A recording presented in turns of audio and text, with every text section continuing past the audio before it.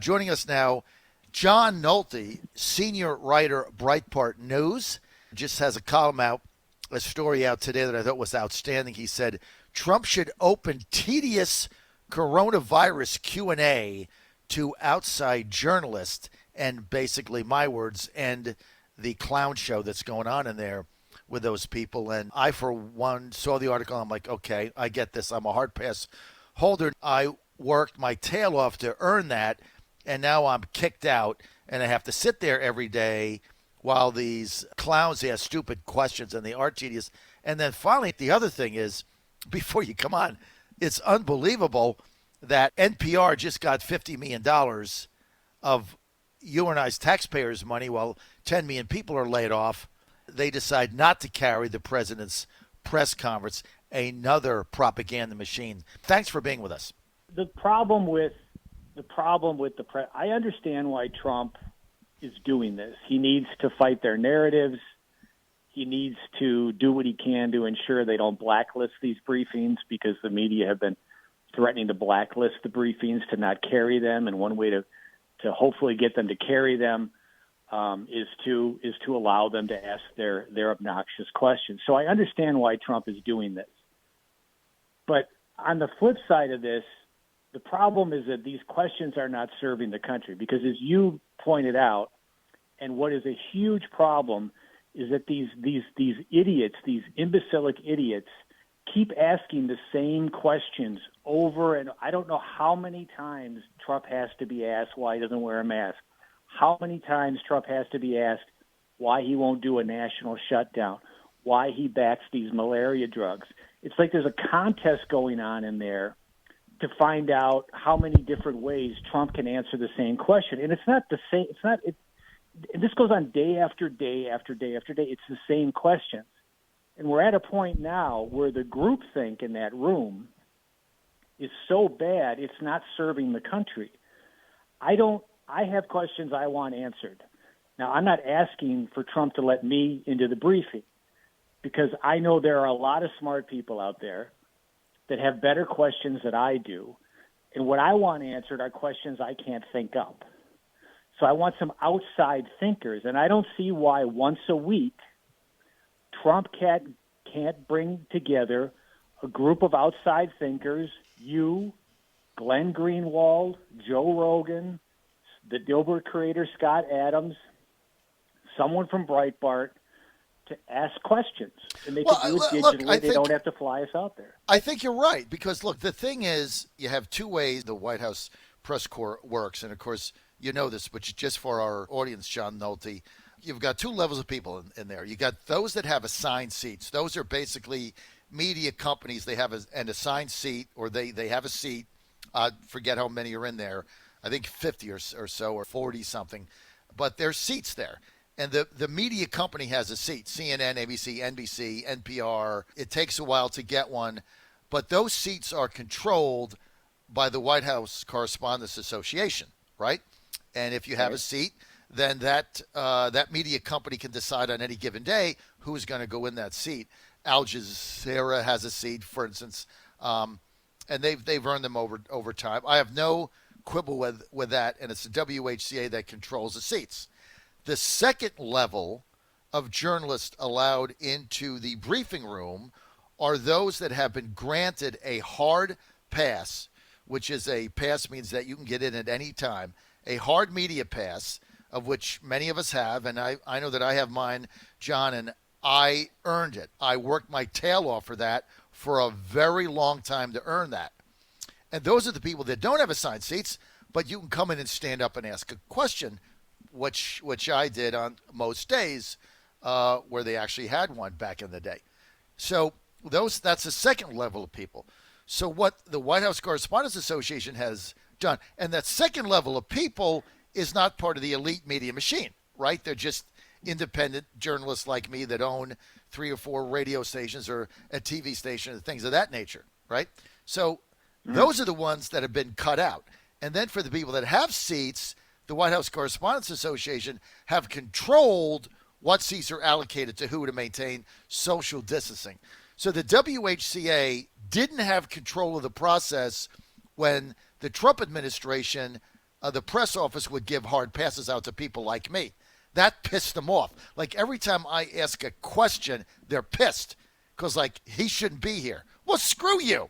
I've got every right to be there. So does Breitbart and so does others. But now they're in their heyday because they're able to control the entire thing. And my position is why not, as long as they're doing the seat rotation, you can also have a 5-person standing rotation and still be within 6 feet. Why not do that? Yeah, and we know why. It's because they've completely rigged. The White House Correspondents Association has completely rigged it now. We're in the middle of this incredible pandemic. The media want to create a narrative of chaos, of incompetence. So they're only letting in. They've rigged the game to only let in people that are going to push that narrative, even if it means asking the same frickin' question day after day after day after day. That's more important to them than getting information. But I don't blame the White House Correspondents Association as much as I blame the White House. They can work around this.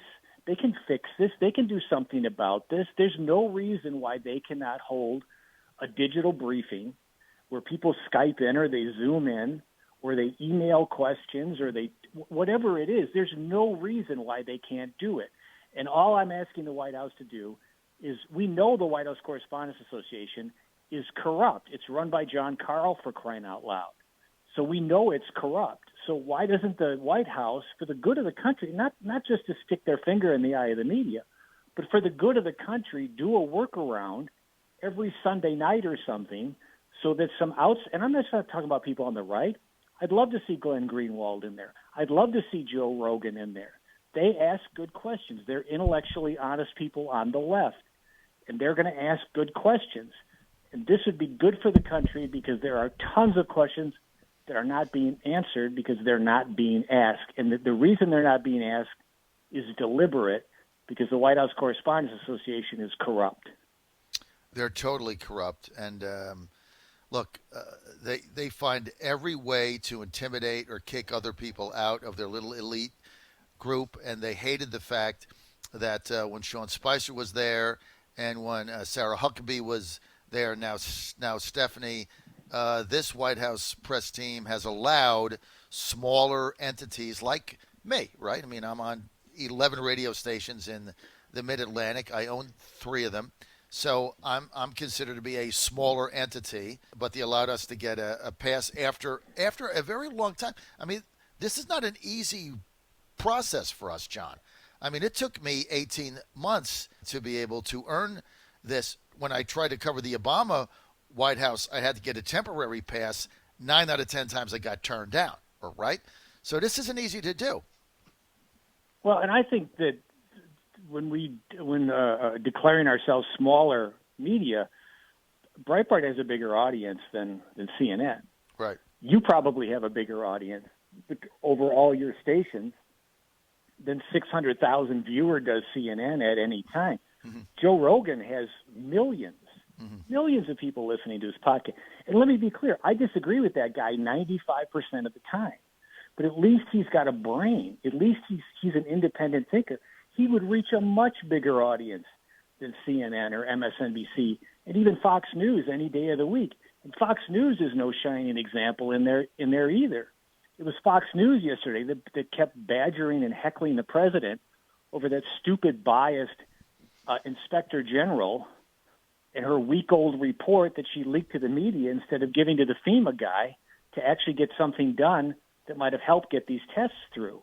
Mm-hmm. So Fox News isn't even any good in there anymore. So they should open it up. There's no reason for them not to, and I don't blame the White House Correspondents Association. The problem is the White House. They need to do this. They can do it, and they should do it, and they should do it for the good of the country. And they should do it now. We're with John Nolte, Senior Correspondent Media for Breitbart. John, you were spot on. You called the questions tedious. I mean, they're very tedious. It's the same ones over and over. We cover the press conferences on my radio station every day, so I either see them or get to tune them in. But as soon as the questions come, it becomes stupid. I mean, they ask stupid things. Now, yesterday, the president shut down one of them. I think it was a guy at NBC. I think he said he was He was a horrible reporter, and he's never going to make it. That was pretty funny. Yeah, that was John Carl. That was John Carl, ABC. That's the guy who runs the White House Correspondents Association. Yeah, she blasted him.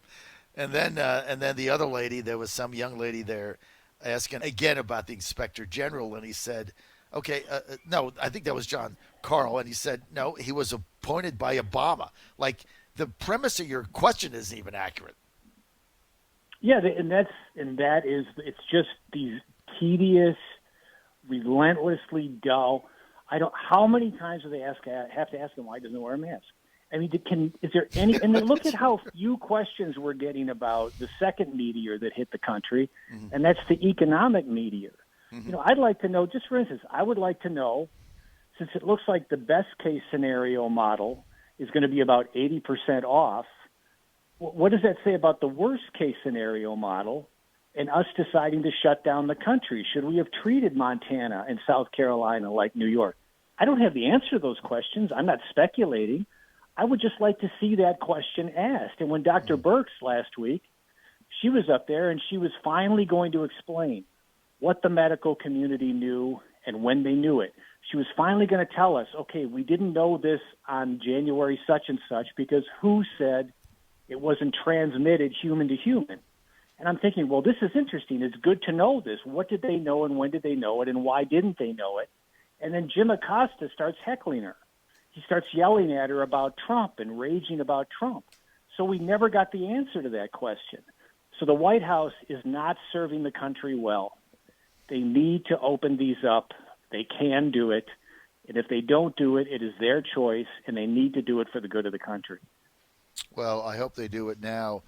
And, John, I want to really appreciate your article and following up on this because it really is outrageous. And you're right. I mean, the key question is their best case models are off by 80%. So why have we now started down the path of destroying the economy, destroying lives, destroying businesses, shattering dreams, crushing hopes? Why have we done that for millions of people? By the time this is done in April, John, 20 million people are going to have applied for unemployment. 20 million by the time we get to the end of the month. 20 million. Think of that. And we're going to have a higher unemployment rate than the Great Depression ever had. And it's not even going to be close. And we have millions of small businesses that I'm telling you, John, they can't make it till May.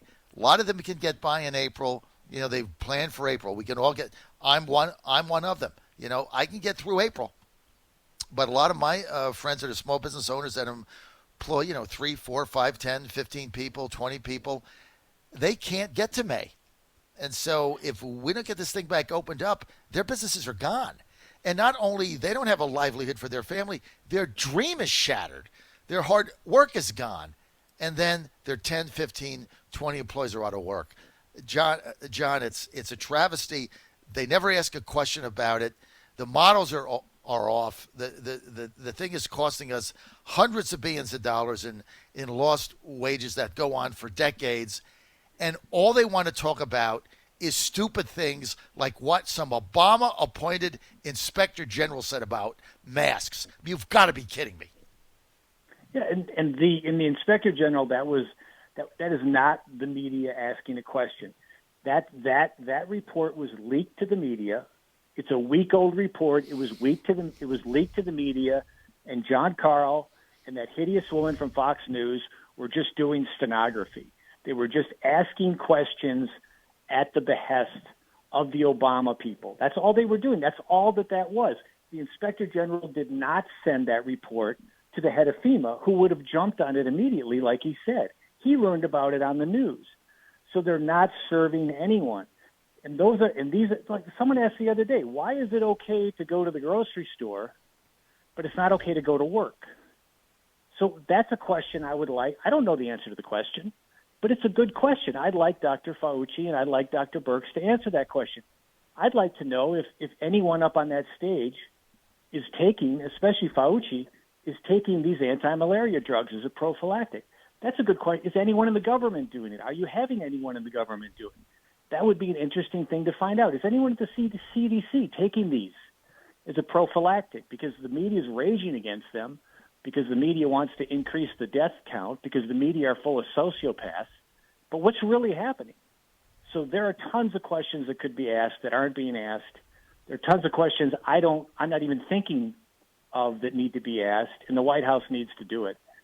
John, why is the media cheering death? And like right now, the Dow just went up 800. They've all got long faces. Why aren't they rejoicing that maybe we can get back to work?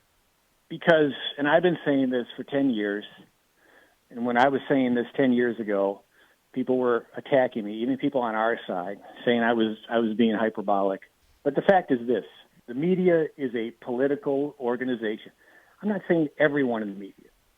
As an institution, it is a die-hard, left-wing, political organization backed by billions and billions of dollars in corporate money. It is an evil institution. It's full of political sociopaths who honestly believe the death count is worth getting the agenda passed. They honestly believe that if enough people die, which is why they're trying to they're trying to discourage people from using these anti-malaria drugs, that the more people die, the better chance that they have of defeating Trump and getting their agenda through, and that death count is worth it. The media institution, as an institution, is pure evil. It's full of sociopaths. It's dangerous. I've been saying this for 10 years, and I think the people now are waking up to that fact because it's so blatant. It's so blatant. They're not even hiding it anymore.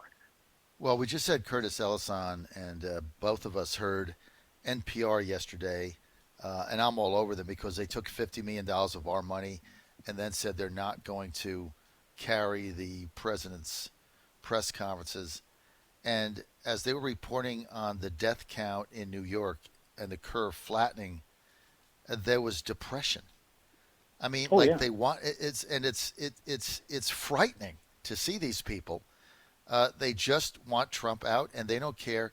And John, you have nailed it. More people that die, the less chance he has of getting reelected. I mean, the media are actively discouraging people from using these anti-malaria drugs because they want to increase the death count. And that is just a fact. There is no rational reason to oppose these anti-malaria drugs. As long as you work through your doctor, it's like taking a Flintstone vitamin. It won't, best case, it'll help you, like it did that Democratic representative in Michigan. Thank God for her. She's speaking the truth. Mm-hmm. But worst case, it won't hurt you. There is no reason. We take poison all the time to save our lives. Chemotherapy is poison.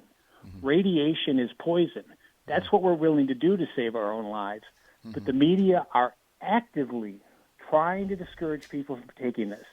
And they're doing it because they want people to die, because the more people who die, the better it is, the better chance they have of defeating Trump in 2020. These people are total sociopaths. Wow. We're going to end it on that. I want to thank John Nolte of Breitbart for being with us.